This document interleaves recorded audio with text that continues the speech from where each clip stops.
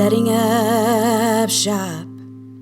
Hi guys, welcome to a Patreon exclusive, or maybe we will also release this all later on in the future. Later in the future? That's great English. Dan here from Setting Up Shop, and with me today is unfortunately just the Rasmus from Norway. Heidi is tied up with the day job, so can't join us today. Hi Raz. Hello, how are you doing? Generally okay. We thought we'd take this opportunity to record a Patreon exclusive episode, which, as I say, we might release in a future season. It's probably a backup as kind of like, oh no, we've run out of time to record stuff, so we can put this one in there kind of thing. But anyway, what we thought we'd discuss for this episode, if you can call it an epised, we'll worry about names many times. Yeah. It's an in-between thing. Yeah, an in-betweeny thing. That's the technical term. Oh no, that's a perineum again, isn't it? We're not going to go through that route. It's the in-betweeny thing. Is it in-betweeny? It's a perineum episode. It's an in-between episode.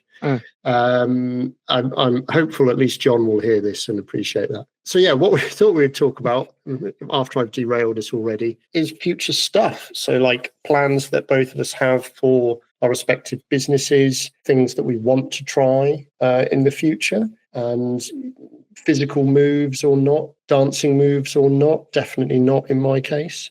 Generally speaking, say that now. I say that. Yeah, I've said that for a long time. Yeah. So, Raz, what have you? Let's start with what you've currently got going on that maybe you haven't shared with many people. If there is anything like that you can share, or at least you haven't shared on your social media, so people wouldn't know unless they've specifically spoken to you about. Well, I think I have briefly mentioned to you off the podcast that I've been thinking about maybe starting to manufacture some blacksmithing gear. Yes. And maybe earlier I talked about like producing like chisels and punches and hammers and tongs and such, like using a bit of my friend group that's also blacksmith and self-employed to sort of have some of them make hammers, some of them make tongs, and trying to sort of start like a section of manufacturing with these tools in Norway. Mm-hmm. But then also the conversation got a step further and gone like, well, how about forges? Right. Because Devil Forge, the currently like absolute cheapest and best beginner forges on the market, are really, really cheap, but they're also really, really shit. Okay. So could we do something that is slightly more expensive, but vastly better quality? Okay, so you've already identified a gap in the market. Yes, because there is forges out there that are pretty darn good. You produce a lot in England. There's a few produced in Sweden, and the Germans also have a pretty good brand. And I think there's some Spanish ones that also on the European market that's pretty decent, pretty good. And the Americans have a lot of their own stuff going on. I don't fully know all of that, but there is something. But there seems to be like a price range gap here between like the really cheap ones of Devil Forge and everybody else. Is that to do with the country they're manufactured in? I mean, Spain is not that expensive of a country to produce things. Well, neither is the UK. I don't know where the Devil Forge is made, so... Devil Forge is Lithuania or Latvia. I always mix those up, but it's one of the two Baltics over there. And it's actually made there. It's not designed there and then made in China. Pretty certain it's made in the country. Okay. But they cheap out on all of the materials. Yes. And they probably need to have a reasonably big markup on everything to be able to sell them. So like they have min-maxed as much as they can. Yeah. But if I can have a slightly lower overhead, but get a better quality of product, I can maybe get the price in sort of in between these two categories and hopefully hit the market. Okay. And the funny thing is, I think I already have like 5 or 6 people wanting to pre-order prototype. Okay. Right. Okay. Well, that all sounds good. This sounds a little bit Dragon's Den-ish. Like, you need startup capital for I don't know, you might not know what that program is. I know what it is. It's a business pitching show. And, it's called Shark Tank in America, I think. Yeah, it does sound a bit like you would struggle in the sense of if you haven't been to your workshop, you haven't really got the space to set up a dedicated manufacturing plant for that unless you clear out a lot of space in your workshop, which you can't do because of all your other commissions and teaching and jobs. And you probably don't have room in the storage over the other side from where you are, which currently has pallets full of anvils and other stuff you've got to sell in it. So it would be interesting to see how you tackle that side of it, because obviously what you're talking about is a separate business.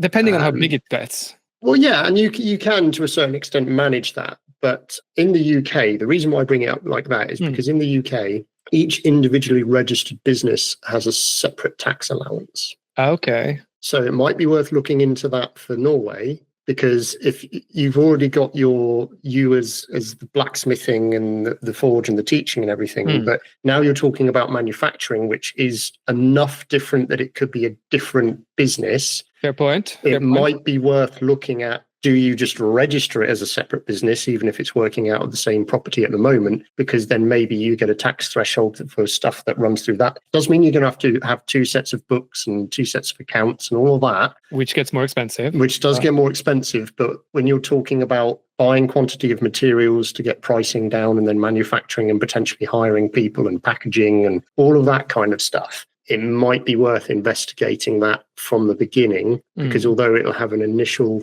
higher outset, it might pay itself in the long run. I don't know. As an example of that, there's a company down the road where a guy does an awful lot of, he makes a lot of high-end woodworking tools, sort of carpenter's squares and lots of stuff for the guys who like to buy Festool. Lots of accessories for that kind of crowd. And so an awful lot of it is anodized. Right. And he was taking all of it to go and get anodized in a place about 15-20 minute drive away. And after about 3 months, he was like, why am I driving? Why is myself or any member of staff driving over there, dropping it off here, leaving it to get anodized, getting told 3 days, coming back in 3 days and being told, oh, we haven't started it yet, actually. And there's a delay and there's this, that, and whatever else. So he actually just had a chat with the guy who was like, not the owner, but the guy who was actually doing the work, and said, hey, do you still want to work here in 5 years' time? He was like, well, not really. He said, do you want to own your own company in 5 years' time, or at least be the manager of it? And he was like, maybe. What are you thinking? And he literally built next door to his, like 10 meters away from the place where he manufactures the parts. He opened a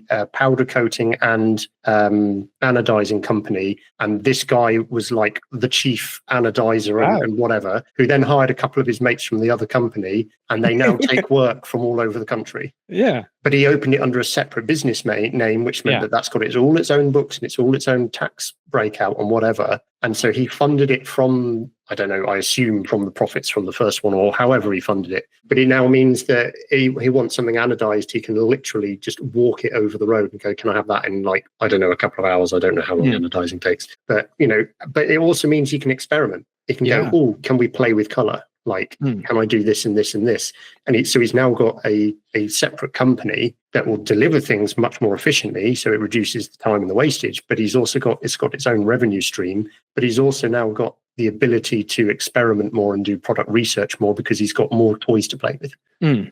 So I just, it was that as an example that made me think, oh, this is it might be worth investigating or chatting to your accountant and seeing, is it worth you, even if it's only on paper that it's a separate company, doing a separate thing. I mean, it's probably won't go that big right away anyway. No, but you could put a lot of stuff under there. I mean, you could call it blacksmith toolway.no or something like that. Blacksmith tooling.no or something like that. All like some really easily searchable words for when people are looking up blacksmith tool. And so, yes, you could have the manufacturing side, but you could also put like all of the tool buying and selling side under that. Yeah. So it's a nicely wrapped. You do whether you want to do the new and the second hand all in one place or not. I don't know. This is just the way my brain works about putting things I mean, in that is further ahead. I first need to actually produce a product and figure out I can make a living or make some money selling it at a reasonable price. Yeah. And the fact that I have 5 or 6 people now that says they are more or less interested in a prototype, that means maybe I'll have 2 or 3 people actually giving me money to buy it up front. Yeah. So you've got, you import the grinders and is it another forge you import as well? The even heat kilns. Even heat kilns, yeah. So obviously kilns are different to forges, but do those guys do a forge? Do they do like, I don't know whether they do or not. I'm just wondering if you've got someone you can speak to who is manufacturing forges at that sort of level. I have a couple of buddies that have done a lot of research and built their own forges. And I built my own forge as well. So it's more of just figuring out what sort of system to go for, what sort of standard, and what quantities do we need to buy the materials at. See, I'm already thinking ahead. I already trusted that you would have done that part and you knew that part. Good. That's not the bit I'm questioning. What I'm asking is, because what you've identified is there's cheap or there's really expensive, and you're trying to find the golden one in the middle. Yes. So what I was wondering is, do you know anyone who's already in one of these companies who does this kind of thing, who you would feel you could trust and have a conversation with? Like maybe someone from America might be a good chance, because the market is so far away that they're not. You're not going to break into their market with it. You're trying to do it for Europe. That you can have the conversation with them and they can say, hey, this is the reason why we don't do it. Here are the costs. This is where, like, maybe what's the white stuff that you make into bricks to put around it? The insulation. Yeah, whatever that. The refractory cement. Refractory cement. That's what I was thinking of. Maybe like the refractory cement, when you're trying to buy in certain quantity, there's a cap as to how cheap it will be. Yes. And like, so then if you're wanting to make X amount of forges per month in order for it to be viable, then you have to buy X amount. Well, that means you've got a huge stock of it. And then, I don't know, maybe it's more susceptible to damp or something, or it's got a time, all this kind of stuff. That's what I'm thinking about. You need to ask someone about not the prototyping and making the thing, but the step forward to the actual mass production element of it. So I have two benefits already there. I've already developed somewhat of a relationship with an industrial furnace building company just outside of Oslo. Excellent, yeah. And they previously cast the tops for the gas forges I built previously. Okay. And basically going to them and asking, like, so if I need custom parts, they can cast them for me. I can probably buy at a good price sheets of stones or whatever in all of the various sizes. That's normal. Yeah. And I have also talked to them previously a little bit about how to build forges and what's required. Yep. The interesting thing, though, is they work at such a big different scale that a lot of their expertise isn't necessarily relevant. Yeah. And one of the things I've realized with my gas forge, and this is specifically also after having Joe over and talking to him about sort of using mine for the axe making class he had here back in February. Yeah. It's sort of like, like the big gas forge, the big ribbon burner I have, it's severely underpowered. But part of the volume of space inside. But part of the reason for that is that the fabrics I'm using are very hard and not so insulating. Okay. So if I actually go for the fabrics that are softer, will wear out faster, but insulate a hell of a lot better, the whole forge will be lighter. It will heat up quicker. It will be more efficient to use in theory. That's one of the parts I need to test. And this is like sort of just branching off of different things, because like, the one I have is brilliant when it's gotten up the heat, but it takes like 90 minutes for it to fully heat up. Cool. Right. Okay. You want that time to be less than 10. Yeah. So you've already got like, I know it won't be a mental list, it'll be a notion list. You've got a notion list of like key points you want to hit that make it different from other people's forges. And I think actually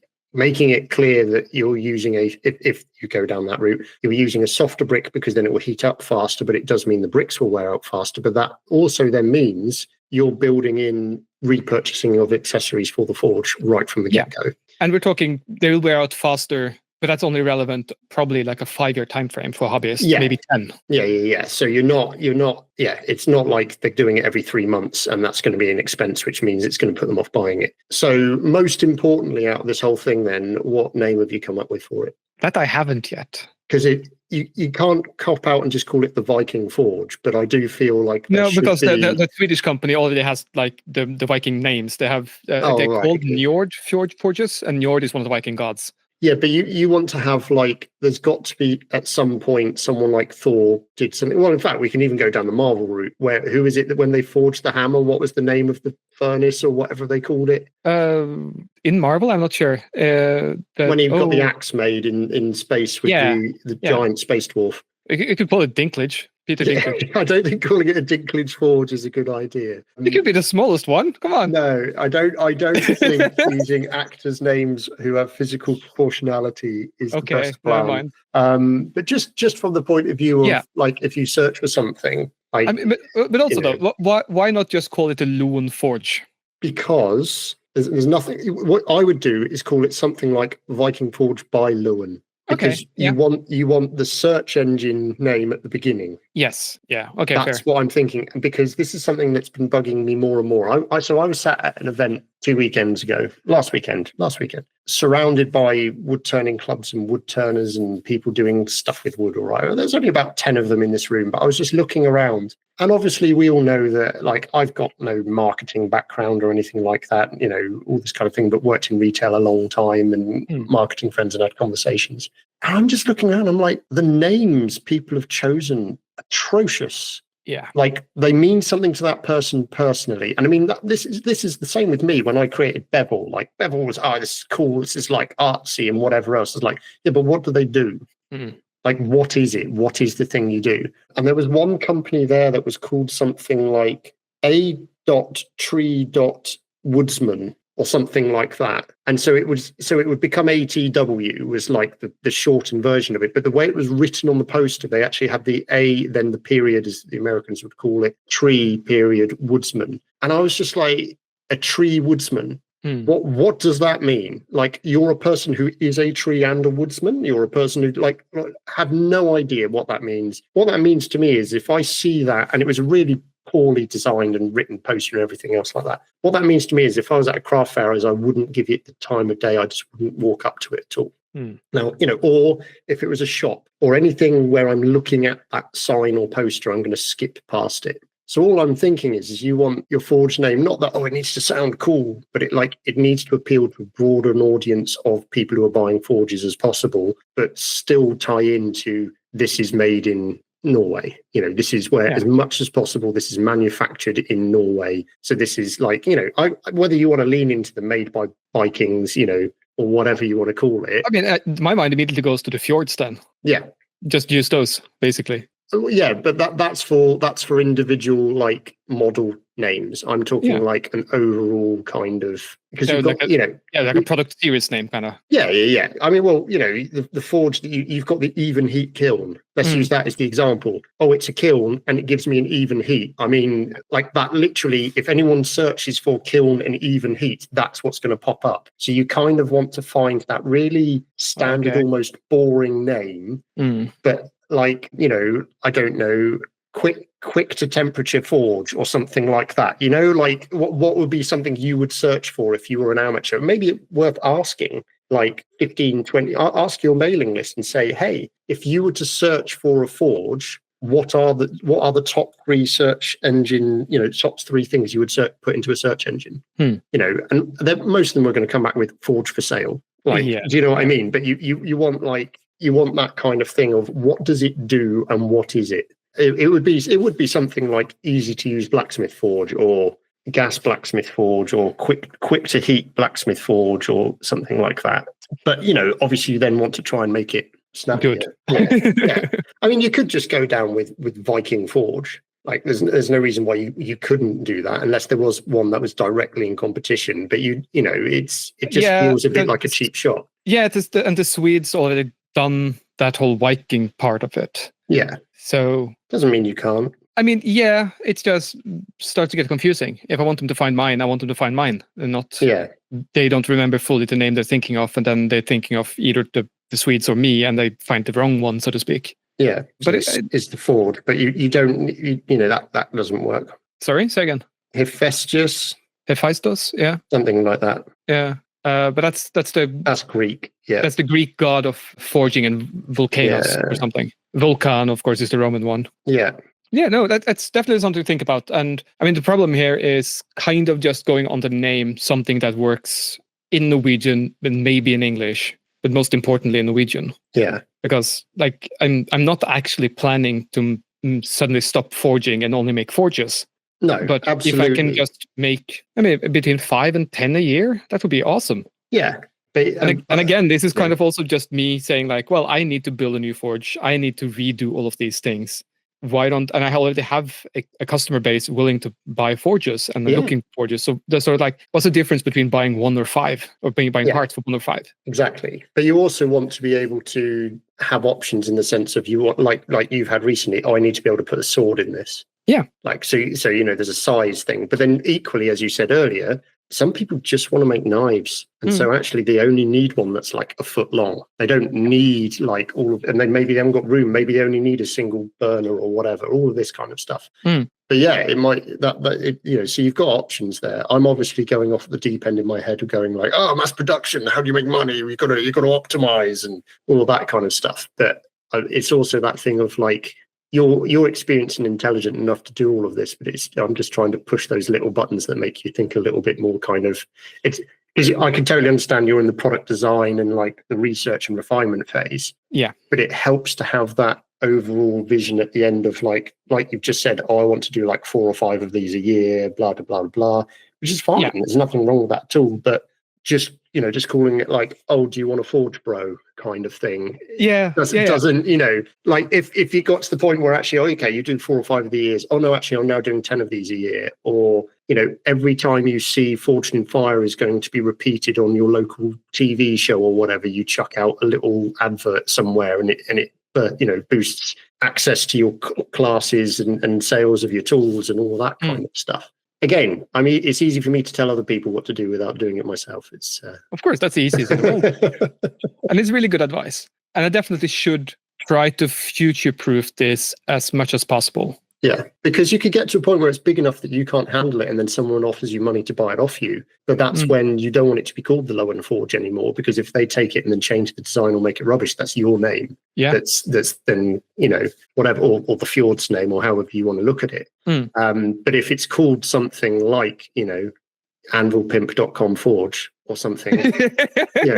Well, we're back to that now. Okay. Yeah.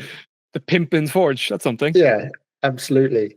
But yeah, all of that kind of stuff. It's just, and this is very much commercializing, and I've forgotten the terminology now. That we're all worshipping at the thing of mammon of wanting money. But anyway, but yeah, that sounds exciting though. Circling way back to your original statement of like things you've got going on that you want to do in the future. That certainly does sound quite interesting. Well, with the future, I kind of hope to have the first prototype done in the next few months. Okay. Because in my mind, there's 2 times. There's now and not now.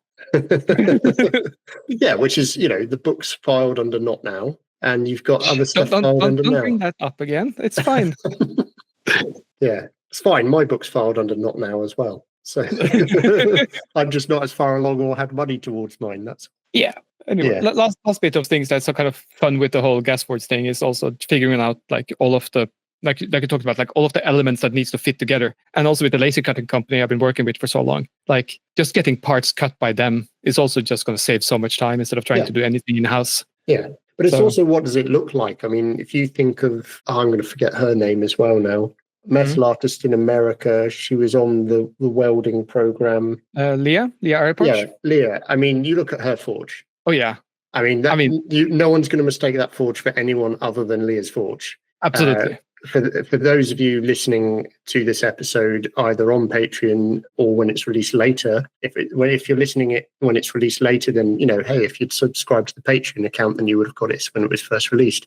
But Leah Arapoch is absolutely amazing metalworking artist, absolutely fantastic. But her forge, the way she has crafted the look around it, I mean, it's a work of art in its own right. It's just absolutely stunning. You can find her on Instagram and have a look at it, and it's fantastic. I really like. I mean, the stuff that she makes her art out of can be quite disturbing for some people, so just bear that in mind. It can come a bit a bit of a creepy alien vibe to some of it. Yeah. It's so fucking good. Yeah, like very, very impressive. Like once it's all finalized and all that kind of thing.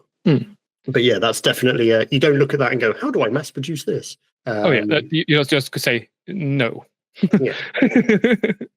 That's someone who's comfortable with what the forge can do for her, so that she's then built the artistry around it. It's kind of the equivalent of a woodworker making their own workbench. Like, they've been woodworking for 15, 20 years and they go, right, now I'm going to make the workbench that is my workbench because it does everything I need it to with the space in the right place and all that kind of thing. Cool. What about you though, Dan? What's the future like for you now? So there's a couple of different things future-wise. One is unfortunately having to move, so losing the current workshop. So that's a little bit up in the air as to what space I will have whenever I end up where I end up. I will have a temporary workshop space at the day job, potentially in evenings and maybe at the odd weekend. So I won't be completely without a workshop space at all, but it won't be my space. Right. And that's going to be the hardest thing, is like having to take your tools in each time and your work in each time, and then having to tidy up at the end of each time rather than just leaving a mess and walking back in when you're next available to. All of that kind of thing. So that's going to make that a bit awkward. But yeah, the actual space in the future is I don't know. I literally have no idea what it's going to look like. I know what I've got in my head of what I'd like to do. And I was talking to you before we started recording. One of the current things that I've got in my mind is investigating whether or not I buy a flat outright. So there's no mortgage on the flat. And then I potentially buy a commercial property with a mortgage, so that if for whatever reason I need to move again, or, flat reason or whatever, then it doesn't affect the workshop. The workshop is just where it is. And commercial property tends to hold or go up in value, generally speaking. So that might be a better way of investing for the future, but also means that I might be able to get a larger workshop space than I currently have. Yeah, sort of comparative to what would be attached to a property. Yes, because looking around the price range of what I could afford in this area, there's a lot of properties around, not many of them with gardens, or if they've got a garden, it's very difficult to access, or even if it's got a garden and it's difficult to access, there's still not necessarily room to have even the space as big as I've currently got put there. And I'm not entirely sure how friendly my friends would be with me after asking them to carry all of the machinery through a house, out through a back garden, up 2 flights of steps, and then into a workshop. So yeah, there's a lot of things to consider there. And it was just that thought of, is it just going to be easier? Because like living space, I don't need a whole house really. So would it just be better to go for something like a flat and then a separate workshop space, which theoretically would mean that it's big enough that I've got that mysterious extra room that I can then start doing things like buying anvils for random Norwegians and storing them in a corner without tripping over them. And then, it's got a roller shutter at the front. So having someone turn up and just wanting a pallet to load straight up, and it's like, there you go, off we head, and all of that kind of thing. That sounds like a room that's really important to have. Yes. Yeah. I thought you would think that. But also, if I wanted to teach and everything, it's not, I could leave an area set up for that rather than, I've now got to move everything around. And commercial units tend to have a higher voltage powered out to them as well. So, there's also the potential there that I might be able to get over time bigger machinery that's more industrial or light industrial, so that I can be more efficient in making certain things. But yeah, I don't know. That's something I've got to discuss with mortgage type people and all of that sort of thing. But that's the administration, but a daydream. But actual work wise, I finished a small commission today. I started playing around with a couple that I've had not on hold, but I've been pondering the best ways to do them for a little while. And I'm making baby steps towards getting those done. And then, I had a commission for a local cabinet makers accepted this week, just gone, which could be quite lucrative, providing I can deliver it, because they want 60 acorns turned that are 2 inches high with a little peg stuck out the bottom. Like drawer pull kind of thing? No, so you could let's call it a drawer pull, but it's going to be 2 inches high. So they're quite big, but they're going to be part of a decoration. But they then get passed to a wood carver, and he's going to then carve the outsides of them, and then they complete this decoration. It's either going to go around like the ceiling cornicing or something like that. I'm not entirely sure where it's going. Okay, but yeah, still, cool. Yeah, they want 60 all the same, and so I gave a quote which, given how quickly it was accepted, was clearly too low. But or they're really desperate. Just saying. Well, no, I mean, but I either way, the experience for me, and as long I've budgeted time-wise 15 minutes per item, which realistically I might not achieve that for the first 10. But you'd like to think that by the final 10, I should be down to 10 minutes or 5 minutes per item. The most important thing is just not to rush, just to make sure they're all correct and hope that you make money at the end of it. And if you don't make money at the end of it, then you've definitely priced yourself too low, because they're providing the timber. So literally all I'm doing is it's my time, power, some abrasive, and that's it, really. Yeah, we'll wait and see. That could be quite exciting, though. Like, the frustration would be is that side of it is, I can feel that it's ready for me to push it along and get better. But obviously I'm now moving house, closing the workshop down, and don't have a van. So there's all this potential for you could start doing the markets again, and you could start doing this and you could do that. But I'm also then having to rein it all in. I've had confirmation from a wood turning magazine they'd be happy for me to write them an article, which is great. Oh. But I need to actually make the thing, take photos as I'm going along, provide alternatives, do the whole piece of work, which is absolutely fine. And I can potentially do that before I close the workshop up, provided commissions are all done, because you need to do what's guaranteed money before you do the not so guaranteed money. Yeah. I mean, don't get me wrong, but the article will pay quite nicely, depending on how long it takes me to make the piece, take the photographs, and write the stuff for it. Because obviously, I get to sell the piece at the end of it anyway, and it's one of my stock line items.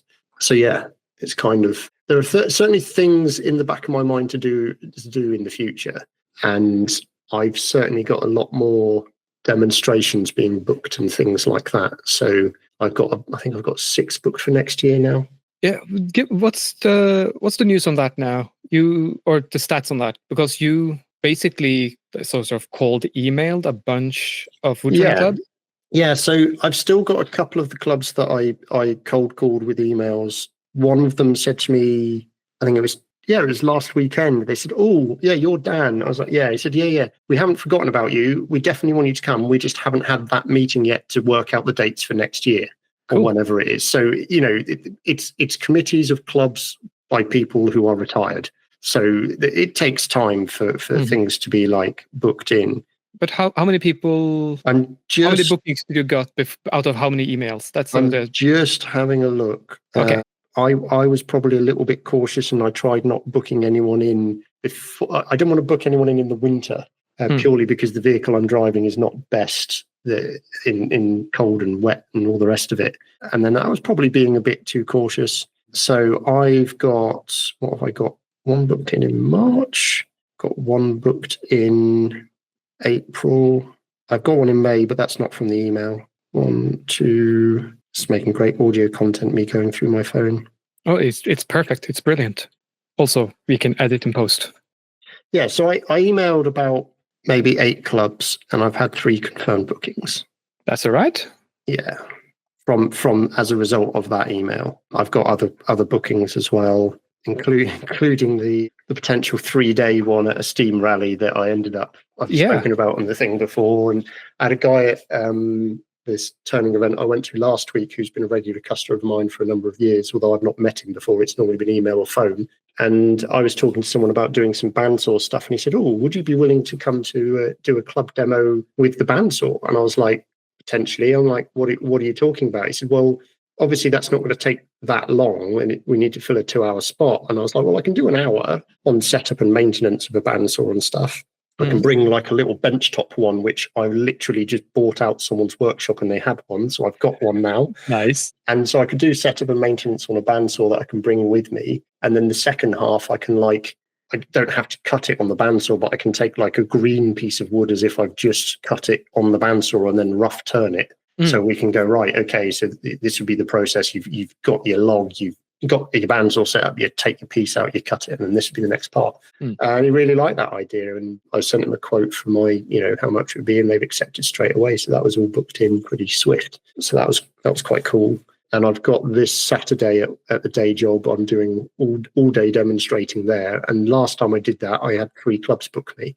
I don't think it'll be quite as productive this time round, because that's most of the clubs in the local area now who have seen me, who have already booked me. That doesn't mean I won't get some from further afield. The one in Hereford booked me as a result of this one. So I just need to, I was going to get a pull-up banner designed and printed and done ready before I got to the event, and I've just not got round to faffing around with the designing of it. So I think it's probably too late now. We've got Tuesday, it's 4 days before the event. It's just whether or not it's worth me theoretically rushing a banner, which is a risk, at an event where I'm going to be one of 10 wood turners. And, you would stand out, probably. Possibly, yeah, possibly. I might have a look at that a little bit later this evening after dinner or something and do something then. Yeah, other than that, I mean, I've got the problem is much like yourself, I've got various projects I want to do. Like, I don't know if I've announced on here, but there's a book that I want to work on. I've got some ideas for, but I think that's certainly put on the back burner at the moment while I've got, house move and other stuff going on. But it will tick away in the back of my mind for a while. I've got trying to think of things to kind of try and make sure that my demonstrations stand out from other people's. Like, trying to do things a bit different. I've got to start thinking of demonstrations for next year because I've demoed at some of the clubs I've been to twice now. So I've now got to come up with actually a brand new demonstration because each time it's been slightly different, but kind of building on a theme from the previous time. So like the new clubs next year can have the demo I'm currently doing, but the older clubs, it's like, oh, I actually need to come up with something a bit different now. So that's going to push me a little bit to what do I show? You know, if I had written the magazine article and it had come out already, I could then turn what I do in the magazine article to kind of help promote that. But that's not something I could do at the club anyway, because I normally use my vacuum chuck, which is really noisy. Yeah. Silly question about that. Like, at what sort of difficulty level are you aiming for with your demonstrations? So I currently make a couple of different projects. Rather than one big one, I start off by turning an oval hammer handle. So showing how to turn on a lathe rather than just a circle, you can turn an oval. And it's pretty simple as long as you've got the right kind of spiky bits called centers in your lathe. You're just working offset from center. Yes. Yeah. So you mark out your center point at either end, and then you measure and accurately put, like, let's say 6 mil either side, which is close enough to 1/4 of an inch to call no difference unless you're an engineer, in a straight line. And then you just like mount it at those points, and then you can spin it and it will turn a certain amount, and then you've made an oval. So I start with that because first of all, that warms me up. Second of all, 50% of the audience at a wood turning club have either forgotten you can do that because they don't use it at home, or they've never seen it. Yeah. The other 50% go, oh, okay, this is going to be not necessarily interesting, but I've seen that before, but it won't take that long. Yeah. You know, it's not like me turning a bowl, which would be like if you demonstrate it and you're talking the whole time, that's like an hour. So that's where I'm like, okay, that's my start point. And then I will make a bud vase, which again is a project that either people have seen, but maybe they've not done themselves. They've never got round to it, or they haven't ever seen it before. And it's a quick and easy project. And you use up scraps from offcuts from other things that you will have done. So you're not wasting timber. But I will take that. How big are the bud vases? The bud vases are about 3.5 inches tall at max. Oh, yeah, that's pretty. They're quite small, and they're only for dried flowers. I'm not putting a test tube in them to hold water or anything like that, because that's the thing. This is like your start project. You can then make them bigger and bigger, and they can become a product, but they don't need to be. So you can literally put a piece of square stock straight into a chuck. You don't have to do anything fancy. Just put it in the chuck, tighten it up, shape a load of things, drill a hole in it, make all your shape, cut it off, then you turn it. Then this is where most people go, oh yeah, no, I've made a bud vase. And it's like, yeah, but now we take the extra step, which is at that point, the bottom of that piece is ragged from where the tool you've used to cut it off. Some people go, oh yeah, well I sand that. And it's like, no. Now you make a little mandrel which goes back in the chuck. And on that mandrel, you have turned a piece of wood that is the same diameter as the drill hole that you've made in the piece. Yeah. Then you thread that on and you show them how you just literally friction fit that on. And then you turn the base again to smooth it off and sand it and finish it. So now the whole piece is completely finished, or you can put your brand on there or whatever you're going to do. And then I take that off the lathe, and then I put a whole triple wheel buffing system on, and I take it, right, we've done finish, but now we're going to really finish it, and we're going to make this shiny, and we're going to make it really like, we're going to finish it with Canuba wax. So it's got a really high sheen, but it's nice, like friction, heat resistant finish and all that kind of stuff. So it will pop quite nicely. So a small thing that's shiny with a nice grain. Cool. So you build the kind of thing. And then the final bit that I do, if I've got time, is I go, right, so that oval piece we turned at the beginning, right, I now cut a bit off that and we make that into a bud vase. So exactly the same process, but now you've gone, and that's the bit where I've seen one or two of the old boys who have seen the oval thing before, they've seen the bud vase thing before, and maybe they've not seen the mandrel before, but they're very experienced. They suddenly go, hang on a minute, you're doing what? It's like, I'm going to turn an oval into a bud vase, because on a circle, in order to stop it rocking, you put a curve on the bottom. If it's an oval, if you put a curve on the bottom, then it's rocking on 2 points. Yeah. So you have to make that really nice and flat on the base, and then you have to do this, but it's already an oval, so you can't sand the sides because then it won't be an oval anymore. Yeah. So all of a sudden you've got questions that need to be answered. You've got problems to solve. So you start with a thing and then you develop it. So it should be that everyone in that room comes away thinking about, how would I do that differently, or how can I add that into something I'm already doing, or there is a technique they can see that they can apply to a different problem they've already got. And that's the way I like to approach demonstrations. Obviously, that's built over time, that particular one. But now I need to come up with a new one. Yeah. And go, right, okay, so I'm not just an offset bud files guy. What else do we do? And how do we achieve the thing? Because you can't just keep turning bowls. I'm realizing, though, you have set up this class basically like it's a joke. You have two basic premises, and then people go like, oh, it's going to be more of the same. And then you surprise them with something very different at the end. Okay, that's really interesting. I hadn't considered it like that. But yeah, that does seem to apply really well. And I think also, actually, that is a really good framework to construction classes like this. If you are going to like a mixed audience of all kinds of experiences and skill levels, going like here's basic, here's somewhat medium, and now you combine them and do something different. The big thing with I found from having been sat in the audience at clubs and at work with having demonstrators there, the big thing is the people that are the demonstrators people will come back and see every time, yes, are talented, but they are also entertainers. Yeah. They know how to banter. They know how to add a bit of jeopardy. They know how to make sure that they have pre-warned people in a subtle way that something might be about to happen. Whether it does or not doesn't necessarily matter. But if you make a mistake, or if something comes flying off the lathe, one that a lot of people go is, oh, well, you're in the seat ready to catch and all of this kind of stuff. If something comes, which is a little bit like a bit hammy, kind of everyone says that. But my favorite one I did recently was I was at a club where there were a lot of very experienced wood turners. Like one of the guys in there was the founding father of the Register of Professional Turners that I'm now a member of. Okay, so he'd set that up in like late 70s, early 80s or something. I'm not entirely, I can't quite remember. And I was marking out how to do this off-center turning, and he just piped it and said, "Dan, why do you do it that way and not this way?" And just without thinking about it while I'm doing it, I said, "Because in the book that I read on how to do this, that's the way it told me how to do it." and it was I wasn't, I was just like, and so that's the way. And half the audience laughed, because clearly the timing, the delivery for it was appropriate, and it wasn't being smug, it wasn't being arrogant, it was going, hey, look, the way I learned it is this and whatever. But it wasn't because this is the way I learned to do it.